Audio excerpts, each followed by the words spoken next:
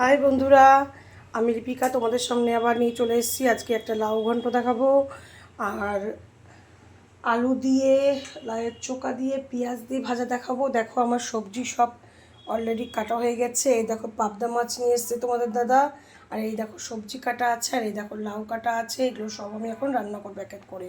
সবার প্রথমে আমি এই দেখো তেল গরম করতে বসিয়ে দিয়েছি। এই তেলটা গরম হয়ে আসছে অলরেডি। এবার আমি এর মধ্যে কিছু বড়ি ছেড়ে দেবো। বড়িটা ভাজা করতে হবে সবার প্রথমে। আগে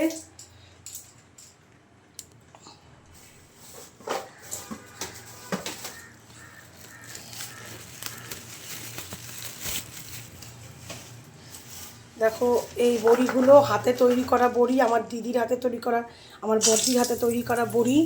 এই দেখো এই বড়িগুলোকে আমি ভাজছি। যারা তোমরা জানো না কীভাবে লাউ ঘন্ট করতে হয়, তারা আমার এই লাউ ঘন্ট রেসিপিটা দেখে কিন্তু একবার ট্রাই করতে পারো। তো এই দেখো আমি বড়িটা ভেজে নিলাম। ভেজে নিয়ে এবার আমি বড়িটাকে আরেকটু ভাজি, আরেকটু ভাজতে হবে।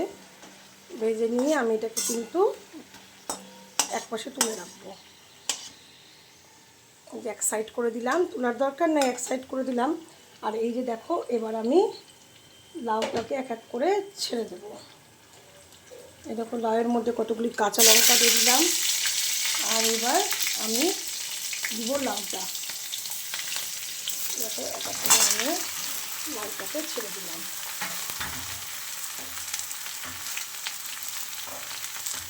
দেখো লাউটা ছেড়ে দিলাম। এবার আমি কিছুটা পরিমাণ মতো লাউয়ের মধ্যে একটু লবণ দিয়ে দিলাম। আর এইদিকে আমি দিব একটু লাউয়ের মধ্যে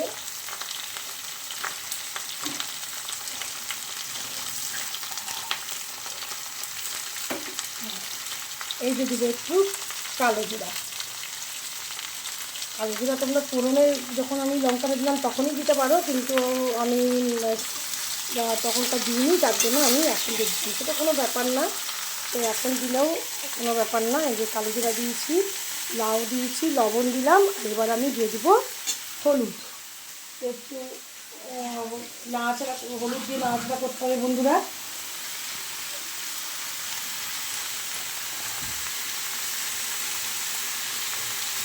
দেখো হলুদ দিয়ে দিয়েছি। এবার আমি নাড়াচাড়া করে কিন্তু লাউটাকে ভালো করে নেড়ে নিই। ভালো করে নেড়ে কিন্তু লাউটাকে আমি এবার ঢেকে দেবো। এবার নাড়তে হবে ভালো করে, যাতে সব কিছুর মধ্যে লবণ আর হলুদ ভালো করে মিশে যায়। লাউ ঘন্ট করা কিন্তু বন্ধুরা খুবই সহজ। কেউ আছে যখন আমরা কোনো মাছের মাথা টাথা দিয়ে করি তখন কিন্তু সামান্য মশলা দিতে হয়, আর যখন আমরা এই বড়ি দিয়ে বা মুগের ডাল দিয়ে করি তখন কিন্তু আমি কিছুই দিই না, শুধু পারলে পরে আদার রসটুকুনটা দিই, বা তোমার এইভাবেই তো শুধু হচ্ছে একটু লঙ্কার গুঁড়া দিয়ে কিন্তু আমি লাস্টের দিকে তোমার লাউ ঘন্টের মধ্যে চিনি দিয়ে নামিয়ে দিই। তো এই দেখো লাউ ঘন্টটাকে আমি এবার কিন্তু ঢেকে দিলাম। তারপর ঢেকে দিলাম, এটা হচ্ছে হোক। এই যে বন্ধুরা লাউ ঘন্টটা দেখি কতটা হয়েছে।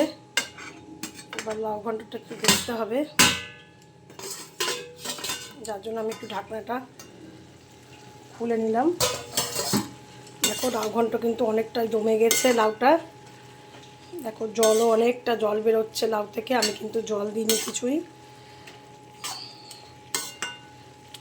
নাড়াচাড়া করে লাউটাতে আমি একটু সামান্য লঙ্কার গুঁড়া দিয়ে দিলাম। একটু ঝাল ঝাল হলে ভালো লাগে খেতে, তাই একটু সামান্য লঙ্কার গুঁড়ো দিয়ে দিলাম। দিয়ে আবার নাড়াচাড়া করে আমি কিন্তু আবার ঢেকে দেবো। লাউ ঘন্ট কিন্তু এখনও হয়নি, অনেক দমবে, লাউ একদম নরম হয়ে যাবে। তারপরে এর মধ্যে একটু মিষ্টি দিয়ে আমি লাউ ঘন্ট নামিয়ে দেবো। তো লাউ ঘন্টটা হচ্ছে হোক বন্ধুরা। এই যে আমি আবার একটু ঢেকে দিচ্ছি, তো ততক্ষণে হোক।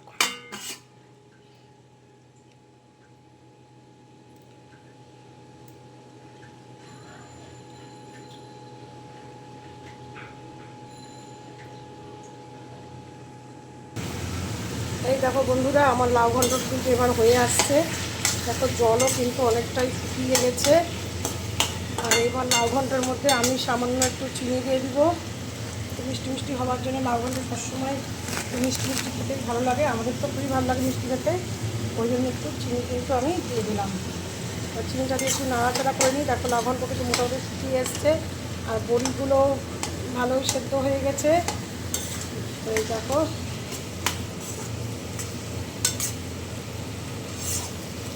তো বন্ধুরা, আমার কিন্তু লাউ ঘন্ট এবার হয়ে গেছে। এবারে লাউ ঘন্ট আমি নামিয়ে নিব। তো বন্ধুরা, তোমরা কে কোথা থেকে দেখছো আমাকে অবশ্যই কমেন্টসে জানিও, তাহলে পরের ভিডিওতে তোমাদের নামগুলো আমি নিতে পারবো। আর তোমরা আমার পাশে থেকে এভাবে আমাকে সাবস্ক্রাইব করো, লাইক কমেন্ট শেয়ার করো। তো বন্ধুরা, আজকে এখানেই টাটা। আবার আমি কিছুক্ষণ পর আর একটা ভিডিও নিয়ে তোমাদের সামনে হাজির হয়ে যাব, ওটা আমি পাবদা মাছের ঝোল দেখাবো। তো এখানেই টাটা বন্ধুরা, আবার অন্য ভিডিও নিয়ে খুব শীঘ্রই সামনে চলে আসছি।